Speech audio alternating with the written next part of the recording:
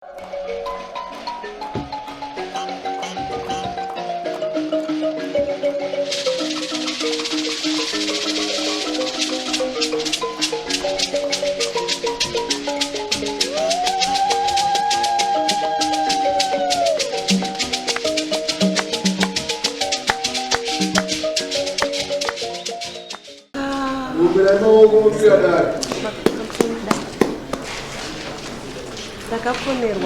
zvino ndakafonerwa musi wa 5 November nababa Nemwana wangu ane 15 years vachinditi hatisi kuona mwana. Ndikati zvafamba sei zvikanzi asi kutomboziva kuti chidza dziri 9 minutes to 3 zvakafona. Vakati hamusi kumboziva zvikanzi vatigare ndobva mwana apinda. Ndobvabvunzwa nababa wake kuti uri kubva kupi, ndobva wanyarara. Ndobva vati uri kubva kupi, haana kutaura. Ndobva anzidzokera kwawadi kwawabva. Ndobva akabva aenda kubva kwaNamedi 2 days asipo. Mwadzinga mwana ane 15 years. Akanzidzokera kwangari. Akanzidzokera kwangari. Baba wake chokwadi. Ndobva azoita 2 days ariko kwangari. Saka ini pandakazonzwa nyaya iyi, ndakabva ndati aiwa mwana ngawo adzokere kupi?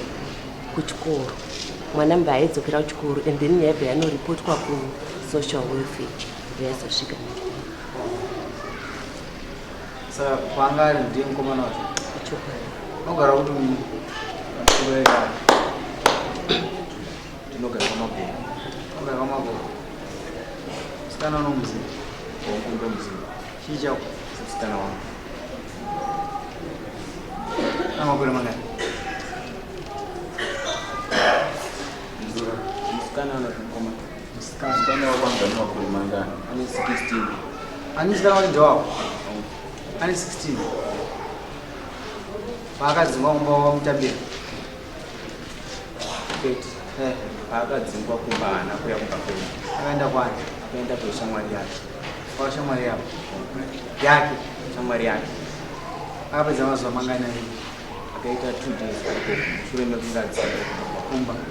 Iwo hauna kumutambira? Aiwa haana kusvika kumba kwenu. Akasunga mwana uyu ndiani? Chikoro.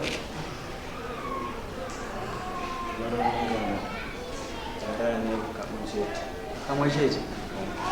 Wakarara naye uchinzai nawo? Musikana wangu. Musikana wangu. Ane makore mangani? 16. Unomboteerera mutemo wenyika kuti unoti kuri? Unoti kuri? Sapo ndinovhuma kuti ndakakanganika. Unovhuma kuti wakanganika? Saka uda kumuroora? Kana takavimbisana iye musikana kuti akapedza kunyora form 4 gore uno tinoroorana. Still anenge asisasisa 18 years. Mutemo muti 18 years. Zvinoda kuroora kuti mwana mudiki unoramba uri mhosva chete. Ndakunzwisisa kuti ndakakanganisa. Ndakubvunza mubvunzo kuti ungoda kumuroora kuti kana takavimbisana kuti kana apedza chikoro anenge asisasisa 18 wangomuroora chete. Waimirira. Ukwapa kwambotadza nekumira. Yezoka. Wakatadza nekumira, wada kumira kuti apedze chikoro. Wakatadza nekumira kurara naye. Ari kupi mwana? Ari. Yako unosisi? Ore nani? Baba na mama. Zimbabwe. Ungara mama gogo. Mwana aparana ne Zambia tibatsiro. Uyapa sisi? Andidi kuzona fisa yake muzvipiti.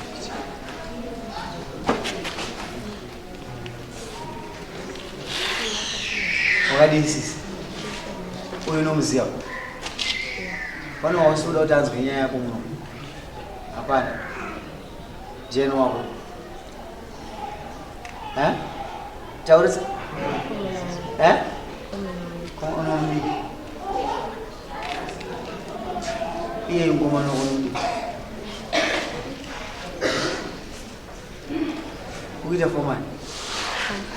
Form 2? Form 4. Form 4. Unoone vakomana zvinoendera. Madhimanzi acho akafanana. Wakapedza nguva unaye. Wakasvikoita umwe. Taurisa. Wakatedza nei? Izvo wamuzivi arikwanisa kuita mukomana wako. Wakatedza nei wafanira kubalansa zvese. Umwana wechikoro kai? Chikoro unochida? Anogona mwana? Ari pakati. Akabvisa mukomana anobva aenda pamusoro. Ndizvozvo. Baba, isusu muno mwana wemudiki atori. Kana wachema musodzi ropa kuti andakakanganisa yenda kunzwa. Kasazvichinje mutongo wangu wandopa munhu. Mapanzwa kababa. Munoita basa rei?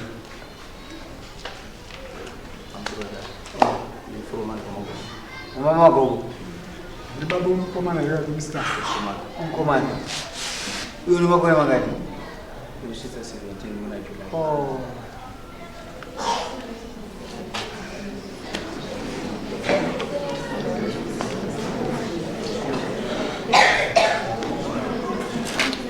Mutongo wedu mukuru dai mwana wenyana 18 years.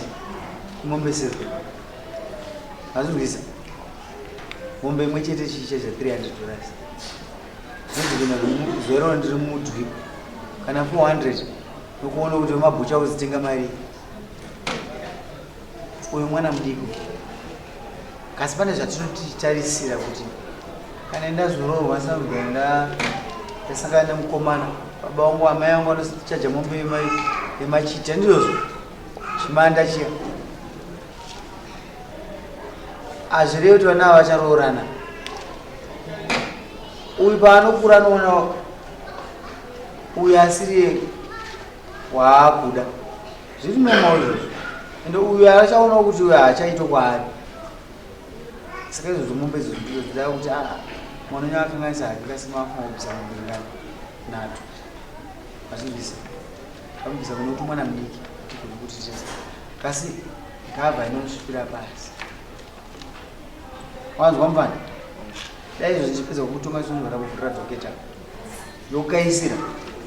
Kuti uende. Ndara unobhadhara sei? Ya, basi kwedi kwatikushanda mazuva ano. Vanobhadhara neseasonal. Mati? Vanobhadhara neseasonal. Neseasonal? Saka kwachena ka season yacho ndiyo iyo. Mukanza atakowa. Vaisire muna April, end of April. Ndizvozvo? Tinosaka kutakowa. Nanisari makowa? Mhosva haigadziriri. Vaise mombe 1 muna April. Kana season yavo yakwana uzopedzisa dzimwe muna May, murungu aendesa. Mune chemo? Chema izvo nyumba mhosva haisenyi? Handifunga kuti ndakwanisa kubhadhara mombe 1 kana pamujeri. Munobhadhara sei? Ndatoita namba payment yacho. Taurai ndini wamuvira naye. Kuti mwana wako akatokanganiswa kudhara. Ndokwanisa kubvisa 100. Vaise 100 pamombe dzese nhatu kusvika vapedza muna April, end of April. Ndizvo baba? Takamuna nei? Ndakumbira muna. Atanga kwamei. Kusvika vapedza mombe dzese. Vaise mombe imwe bodzi $300. Iwewe nonosign up. Inonobatsirwa nababa wako. Nenhombo here.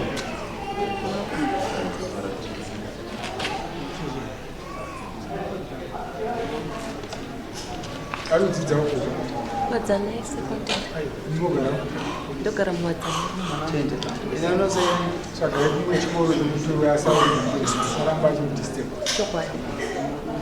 Kweza Baisho. baba ingama inonosign mune chitupa chenyu? Hapana bata. Inemosign ipapo. Iwe mwanangu. Chinonzi murume chii? Naye amai. Chinonzi murume chii? Chimotsanangurire. Murume. Mimi murume. Kana ndakuti amai murume momudii. Murume kwandiri hapana. hapana. Usima kaita mwana. Ya. Vana ndakagara muchivana. But ndakaona kuti hapana. Hamuna murume. Hatina. Saka murume. Kasi kuda kuti mubatsire mwana. Nokuti mwana wenyu mudambudzi. Zuva ranhasi ane murume. Nokuti uyu nemi mafanana. Mava madzimai mangani? Mairi mumba. Munomuudza shoko rakanaka rokuti azvichengetedze. Ndopandoda kuwedza kusvika. Right. In fact, akasati aita mukomana ndakambomuudza. Ndikati inini kusvika pandasvika ndakazotanga kuita mukomana ndapedza form 4 yangu. Ndopandakatanga kuita first boyfriend yangu. But first boyfriend yangu haisiri yakazodi yakandiroora. Chimbotanga wamboita zvemabhuku. Antori nemukoma wake ari kuita form 5. Izvezvi. Imboito form 6. Chimboitawo zvikuitawo chii.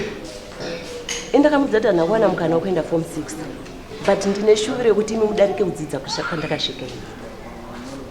Kwatiri kuenda kuma30s akudiwe mwana asina kuenda kuchikoro. It's true. Imimi vageneration ndimi kunetsa kai. Zvava kumhanyira izvi hazvina ndima. Wazvinzwa? Uchave nemukana wakawanda wokuzviita. Wakawandisa. Wazvinzwa zvandikuudza mwana? Wazvinzawo? Wadzanai? Iwe shamari. Mbomunita kamwana. Mozvitika kuti kakufamba sei? Wadzanai? Kazvikonzera mutomboenda una iti master wako.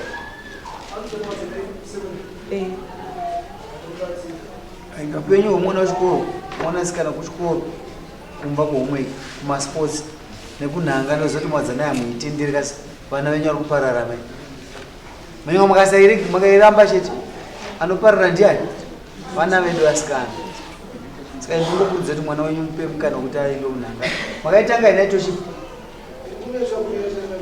Ekunetsa ana amai.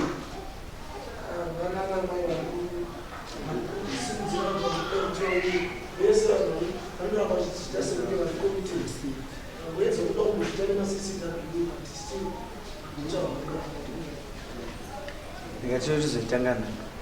Vanochita zvemabhukonyiwa. Sumuka. Sumuka yenyama. Wotanga kutarisa zvinhu zveimbura muna mei. Iyo ndokuva neshambe. Kusekerera munozacho dzimurume. Lois Dongo.